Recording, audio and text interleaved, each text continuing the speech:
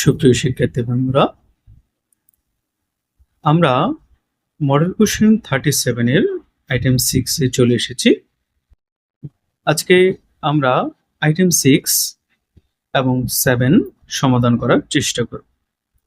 আশা করি তোমরা মনোযোগ দিয়ে ভিডিওটা দেখবে এবং বোঝার চেষ্টা করবে। দেখো, শুরুতে বলা আছে match the parts of sentences given in column A, B and C to write 5 complete sentences. অর্থাৎ এইখানে দেয়া কলাম এ, বি এবং কলাম সি তে প্রত্যেকটা সেন্টেন্সের 3টা করে অংশ দেওয়া আছে। আমাদের প্রতিটা সেন্টেন্সের এই 3টা অংশ মিলিয়ে মোট 5টি বাক্য আমাদের তৈরি করতে হবে। আসো আমরা আগে কলাম এ, কলাম বি এবং কলাম সি তে কি আছে সেগুলো পড়ে নিব। পরবর্তীতে আমরা সেগুলোর অর্থ বোঝার চেষ্টা করব এবং সেগুলো ম্যাচিং করে পূর্ণাঙ্গ সেন্টেন্স তৈরি করব। দেখো, কলাম এ তে রয়েছে a woman's role is. It was a common early belief. In addition, woman had to be feminine more than anything else. Column B তে আসি। It was held that woman led, which meant she had to be soft. That of wife, mother would give birth to. That man should be the breadwinner. Column C, weak, submissive, and homemaker. Competency and efficiency. And women should be busy home preparing food and bring up children. আমরা column এ, column B এবং column C পড়ে নিলাম। এখন আমরা এইখানকার গুরুত্বপূর্ণ শব্দের অর্থ এবং এগুলোর অর্থ বোঝার চেষ্টা করব এবং ম্যাচিং করার চেষ্টা করব। চলো। সুপ্রিয় শিক্ষার্থীবৃন্দ, আমরা ইতিমধ্যে ম্যাচিংটা পড়েছি এবং সেই ম্যাচিংয়ে কিছু নতুন শব্দ এবং ফ্রেজ রয়েছে যেগুলোর অর্থ হয়তো তোমাদের জানা নাও থাকতে পারে। তাই তোমাদের সুবিধার্থে আমি ওই ম্যাচিংয়ের শব্দার্থ এবং ফ্রেজেসগুলো অর্থ সহ দেওয়ার চেষ্টা করেছি। তাহলে দেখো কি কি আমরা ফ্রেজ এবং শব্দার্থ দেখতে পাচ্ছি। প্রথমে রয়েছে ইন এডিশন, যার অর্থ হচ্ছে উপরন্ত। এরপরে রয়েছে ফেমিনিন, যার অর্থ স্ত্রীসুলভ, অথবা আমরা যেটাকে মেয়েদের গুণাবলী বলে থাকি সেই গুণাবলীর কথাই বলা হচ্ছে। এরপরে আছে ব্রেড উইনার, যার অর্থ হচ্ছে উপার্জনকারী। ব্রেড শব্দের অর্থ এমনি রুটি, উইনার শব্দের অর্থ বিজয়ী, কিন্তু যেহেতু এটা একটা ফ্রেজ, এটার অর্থ হচ্ছে উপার্জনকারী, যিনি উপার্জন করে থাকেন। এরপরে রয়েছে সাবমিসিভ, যার অর্থ হচ্ছে বিনয়ী, দ্যাট মিনস পোলাইট। এরপরে হচ্ছে কম্পিটেন্সি, যার অর্থ কর্মদক্ষতা, এবং সর্বশেষ যে গুরুত্বপূর্ণ ওয়ার্ডটা রয়েছে এফিসিয়েন্সি, যার অর্থ দক্ষতা। আশা করি তোমরা বুঝতে পেরেছ। সুপ্রিয় শিক্ষার্থীবৃন্দ, আমরা এতক্ষণ শব্দার্থগুলো দেখেছিলাম। শব্দার্থগুলো জানার পরে আমরা এখন এই ম্যাচিংটা থেকে 5টা সেন্টেন্স তৈরি করেছি। দেখো কিভাবে 5টা সেন্টেন্স তৈরি হয়েছে এবং আমি এগুলোর অর্থ সহ তোমাদের বুঝিয়ে দেব। A woman's role is that of wife, mother and homemaker. একজন নারীর ভূমিকা হচ্ছে যে তিনি একজন স্ত্রী, মা এবং একজন গৃহিণী। 2 নম্বরে দেখো, it was a common early belief that man should be the breadwinner. আমরা breadwinner শব্দটা পড়েছি। breadwinner মানে হচ্ছে কি উপার্জনকারী। and women should B busy at home preparing food. তাহলে এখানে অর্থটা হচ্ছে কি, ইট ওয়াজ a common early belief that, আগে এটা বিশ্বাস করা হতো যে man should be the bread winner, শুধুমাত্র পুরুষরা হবে উপার্জনকারী, and women should be busy at home preparing food, এবং মহিলারা ঘরের মধ্যে শুধুমাত্র খাবার তৈরি করবেন, যা আগে বিশ্বাস করা হতো। ইন এডিশন, আমরা ইন এডিশনের অর্থ পড়েছি। ইন এডিশন মানে হচ্ছে কি অধিকিন্তু। In addition women would give birth to and bring up children, অধিকিন্তু মহিলাদের দায়িত্ব থাকবে সন্তান জন্ম দেওয়া এবং সন্তান লালন পালন করা। 4 নম্বরে, women had to feminine, which mean she had to be soft, weak, submissive. আমরা সাবমেসিভ শব্দ অর্থ পড়েছি।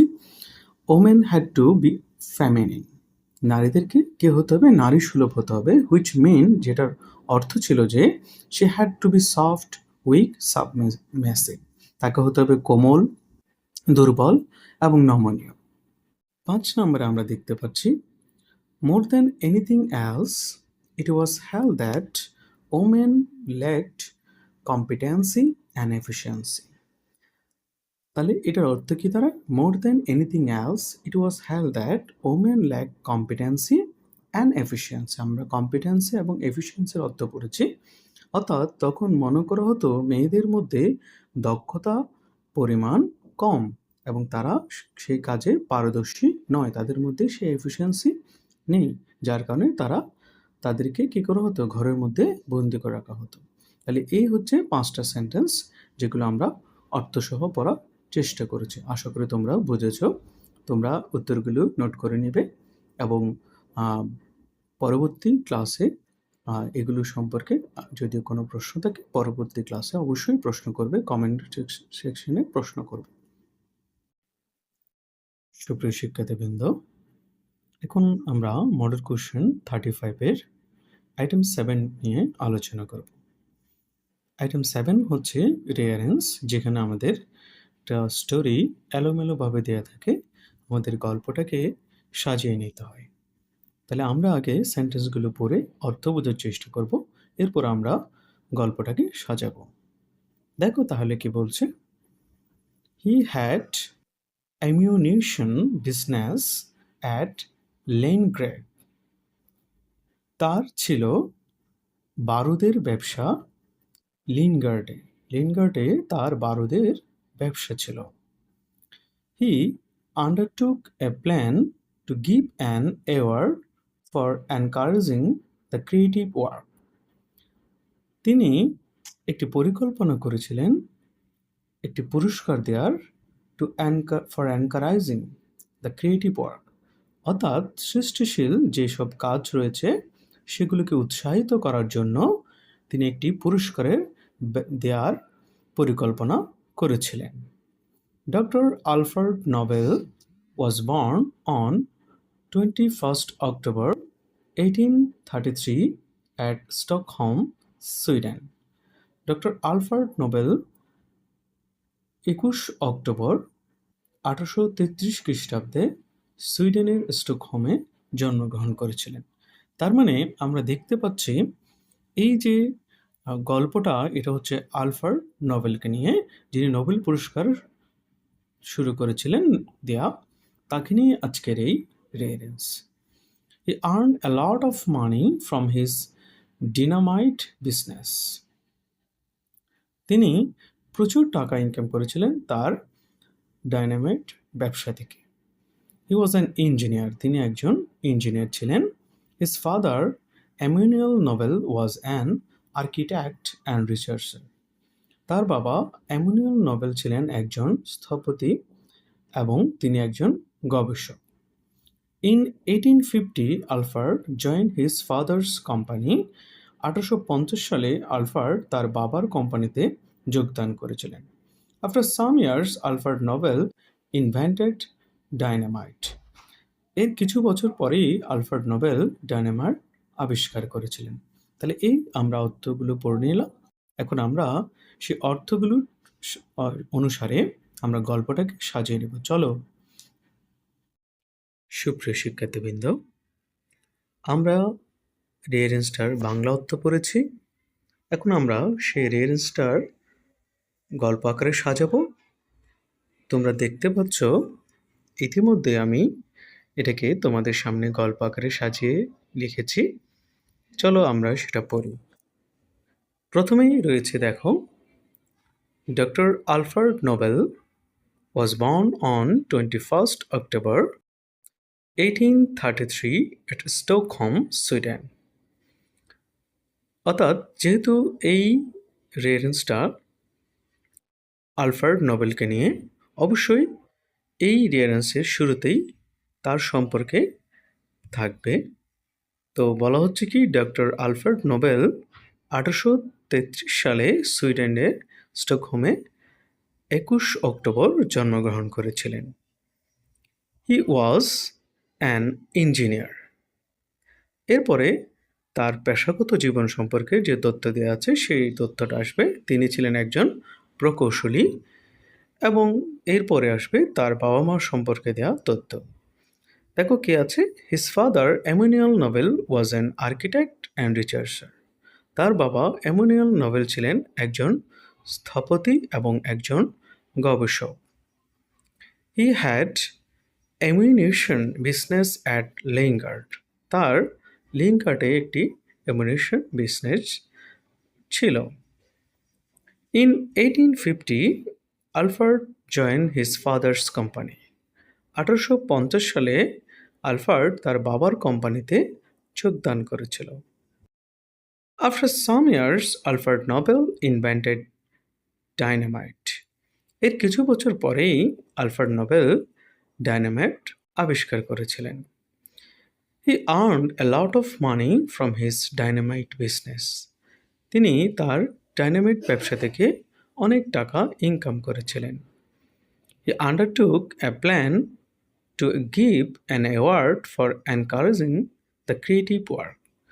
তিনি সিদ্ধান্ত নিয়েছিলেন বা একটি পরিকল্পনা গ্রহণ করেছিলেন, যারা সৃষ্টিশীল কাজ করবে তাদেরকে অনুপ্রাণিত করার জন্য তিনি একটি পুরস্কার দিবেন। তো আমরা এই গল্পটাতে দেখতে পাচ্ছি মূলত আলবার্ট আইনস্টাইনের জীবন কাহিনী। তিনি কোথায় জন্মগ্রহণ করেছেন, তিনি কি কাজ করতেন, তার বাবা কে ছিলেন, তার বাবার বিজনেস কী ছিল, এবং পাশাপাশি আলবার্ট আইনস্টাইনের যে ভূমিকা সেটা। তাহলে আশা করি তোমরা গল্পটা সবাই বুঝতে পেরেছো।